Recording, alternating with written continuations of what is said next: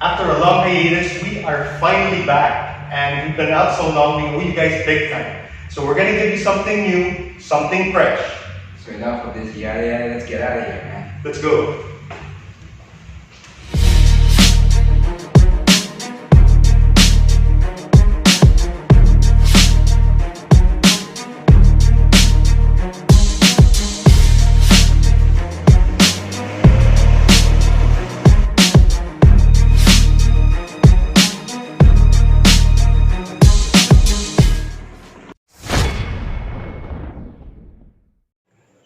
The first thing you'll notice about the new Brio is its striking similarities with the Mobilio. But despite sharing components with its big brother, everything falls into place rather nicely. Overall, it's still a very cohesive design. Along the side, you'll see body lines that are neat and fluidic. The 15-inch rims with black inserts complement the look quite well. They give the car a sporty and elegant look without screaming boy racer. At the back, you'll find the same design language with sharp and simple lines. The top variant also gets a rear diffuser, which helps to give the car more character.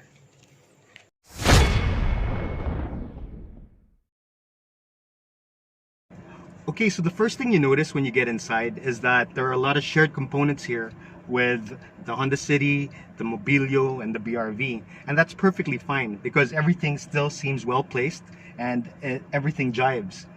Inside the RS models, you get a touchscreen infotainment system, and it doesn't have navigation, but it is complemented with a above average sound system. You get 6 speakers, which includes 2 tweeters.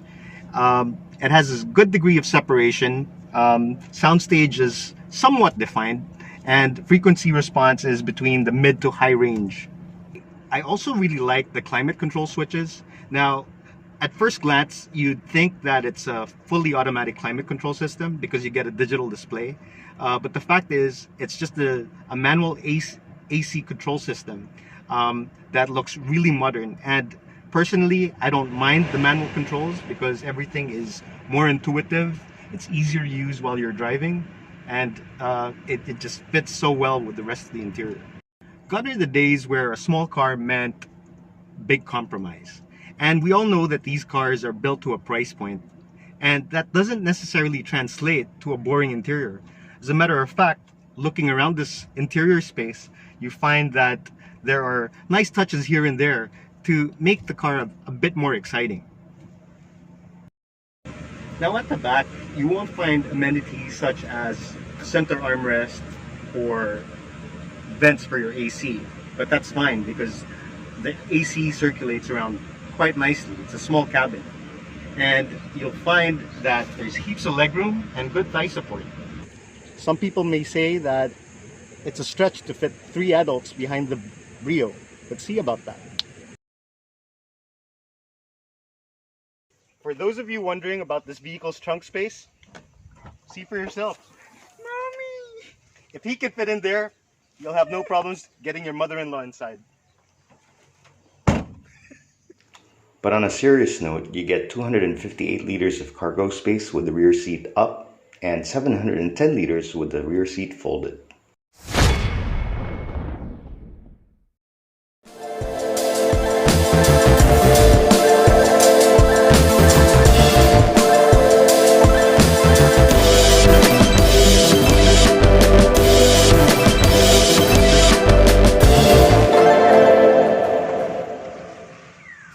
Okay, so we're in the 2019 Honda Brio, and I think the biggest concern people have with this car is the fact that the displacement is down 1.2 liters from the previous generation's 1.3. And I'll tell you now that there aren't any issues with that, because 89 horsepower for a car this light, there's absolutely no problems with it. Acceleration and power is adequate. Now, if you're gonna buy one of these to go street racing, you're probably better off without a license. Now, with this having a smaller displacement compared to the previous model, there is a negligible difference in terms of power, but that's completely offset by the fact that you get so many gains in terms of fuel economy. And this is mated to a CVT, so it keeps the revs low, during city driving. And we've been driving around the city for about half an hour now, and we've been flooring it quite a bit. We're averaging about 9 kilometers a liter. So if you drive this thing decently, you could easily get above 10 kilometers per liter. So this car comes with a CVT, which means it's gearless. The advantage of that is that there's no gear hunting. You get the bonus of having excellent fuel efficiency. Now, some of you might say that the trade-off with having a CVT is the droning effect. But quite surprisingly, it's not felt as much in this car because it doesn't rev that high. So when you accelerate, it doesn't feel like there's that lag because the revs are in line with the speed of the car. I've driven CVTs in the past where it revs first before the speed catches up, and that's not the case here. As far as the suspension is concerned, the damping is just right.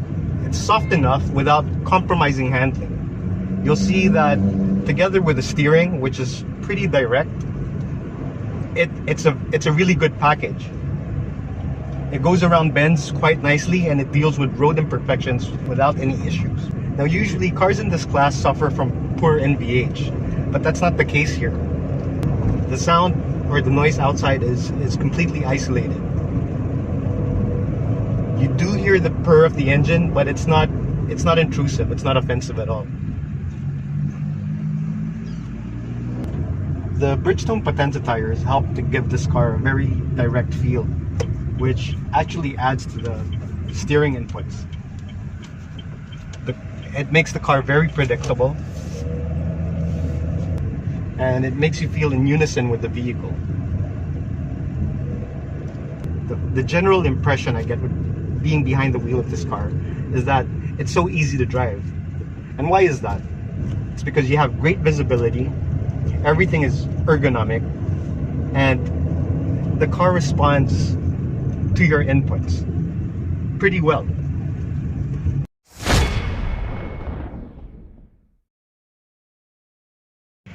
Okay, so we're here to cover our final thoughts on the Honda Brio. So what do you think? It's a really decent car. I like it. It takes all the right boxes.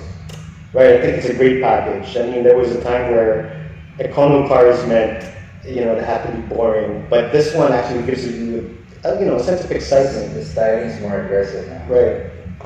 What fascinated me the most is that, okay, so it's obvious that it uses a lot of shared components with the Mobilio, the BRV, and the Honda City. But it actually felt as if the car was built from the ground up. Everything was just so cohesively put together. And overall, the driving dynamics was quite impressive. I was expecting it to be quite numb. I was actually surprised with the handling. It's really good. Yeah, the handling, and I think what helped there was that it has a short wheelbase and it has Bridgestone Potenza tires. So the steering was pretty direct, and the ride was pretty comfortable. Not to mention the fact that there was adequate space in the back and in the front, so it didn't feel like it was cramped. Overall, it's an econo car that doesn't make you feel like you hit rock bottom by purchasing one. And with the introductory price shown right over there, it's a steal. And take note though that introductory price is only until June 30 of this year. So you guys might want to visit Honda Cars Marcus Highway right away to check it out for yourself. So don't take our word for it. Come over here, check it out for yourself. A special thanks to you guys for watching, and of course to Honda Cars Marcus Highway for giving us this opportunity. So until next time, see you guys. Please like and subscribe if you haven't already done so. Thank you for watching there. Adios.